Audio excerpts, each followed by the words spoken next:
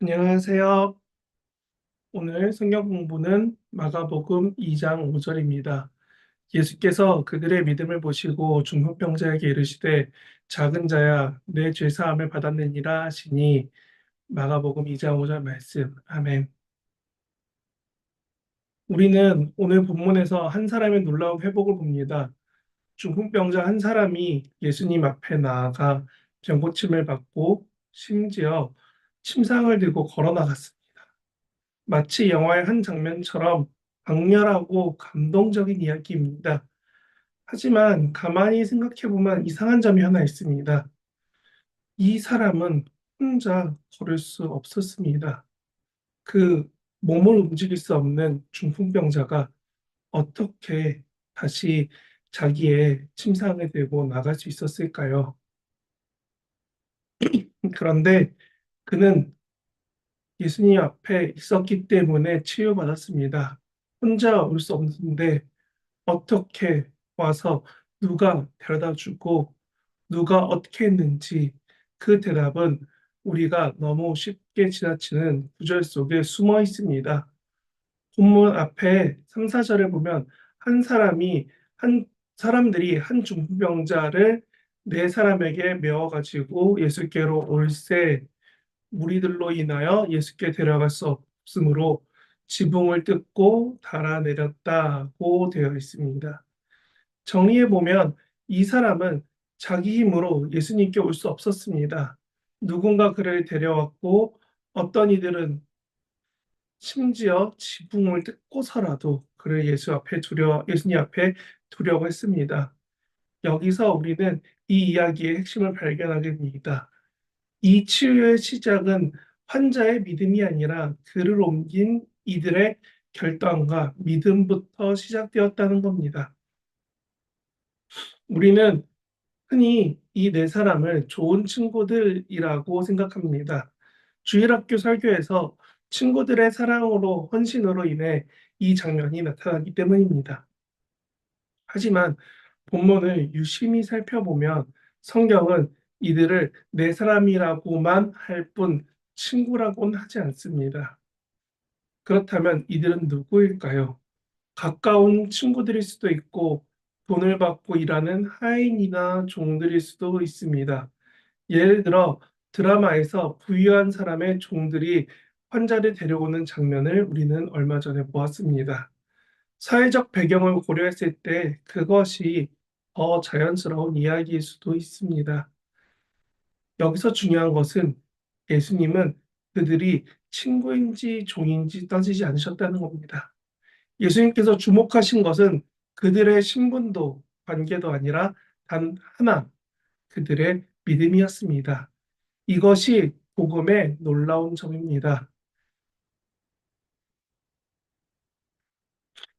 하나님은 우리의 자격이나 배경이 아니라 믿음의 태도와 결단을 보십니다. 예수님은 그들의 지위와 동기를 묻지 않으셨고 단지 그들의 믿음을 보시고 말씀하셨습니다.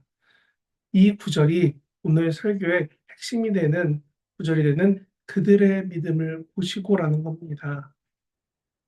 우리는 치유의 기적을 이야기할 때 흔히 환자의 믿음이 기적을 일으켰다라고 생각합니다. 그런 사건이 너무나 많이 있었거든요. 하지만 오늘 본문은 전혀 다른 장면을 보여줍니다. 본문 5절이 이렇게 시작합니다. 예수께서 그들의 믿음을 보시고 중풍병자에게 이르시되 예수님은 병자의 믿음이 아니라 그를 데려온 이들의 믿음을 보셨습니다. 병자는 말을 하지 않았습니다. 간청하지도 않았습니다. 어떻게 보면 병자는 나을 거란 기대감이 없는 것처럼 보일 만큼 병자의 반응은 없습니다. 근데 예수님은 예수님을 찾은 그의 의지가 아니라 주변 사람들의 결단을 보고 그를 고쳐주신 것처럼 말씀하신다는 겁니다. 이 장면은 매우 중요한 영적 교훈을 줍니다. 우리가 믿음이 없어도 낙심에 빠져 있는 그 누군가를 우리가 어떻게 할 수 있는가? 오늘 본문은 그런 얘기를 하고 있는 겁니다. 낙심에 빠져서 주님 앞에 나아갈 힘조차 없어서 누군가 도움이 필요한, 누군가의 믿음이 없으면 나 자신은 예수께로 올 수 없는 사람들이 있다라는 겁니다. 여러분의 인생에도 그런 사람이 있었을 것입니다.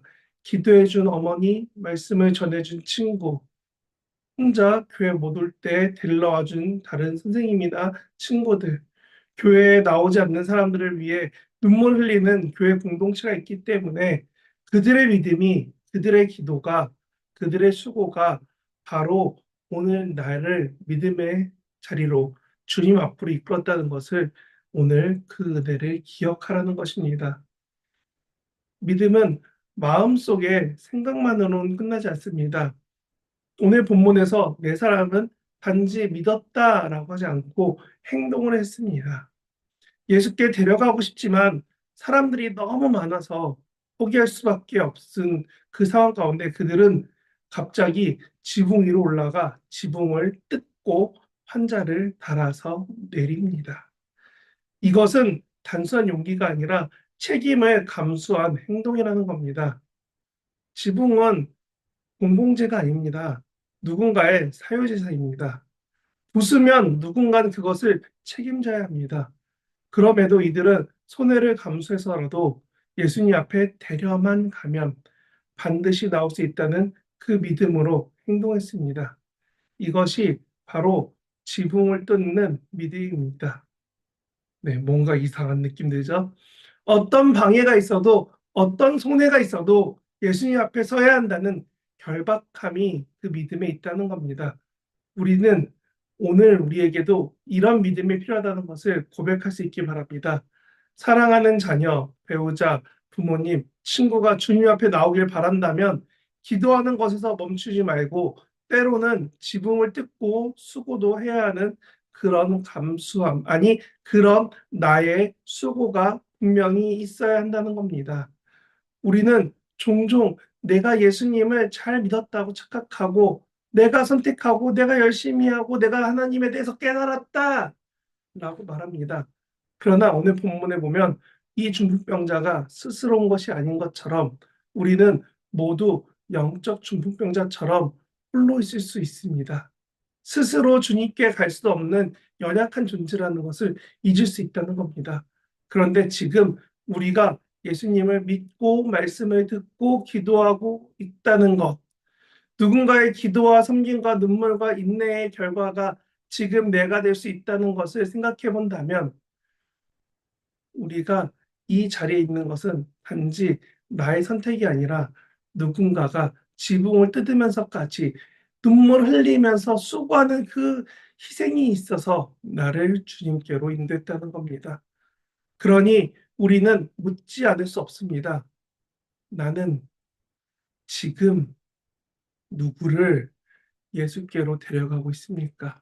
아니, 나는 누군가의 인생에 있어서 지붕을 뜯는 사람이 되고 있긴 합니까? 사랑하는 여러분, 오늘 이 본문은 단지 병고침의 사건만 말하는 것은 아닙니다. 공동체의 희생과 믿음이 있을 때 누군가를 위한 간절한 섬김이 어떻게 한 사람을 예수님 앞에 세울 수 있는지 보여주는 이야기라는 겁니다. 우리는 중풍병자일 수도 있고 그를 메고 간 사람일 수도 있습니다. 어떤 날은 우리가 들려가야 할 자일 수도 있고 어떤 날은 우리가 들어야 할 자일 수도 있습니다. 하지만 중요한 건 이 복음의 이야기가 계속되려면 누군가는 침상을 들고 누군가는 지붕을 뜯어야 됩니다. 오늘 여러분에게 그런 믿음이 회복되길 바랍니다.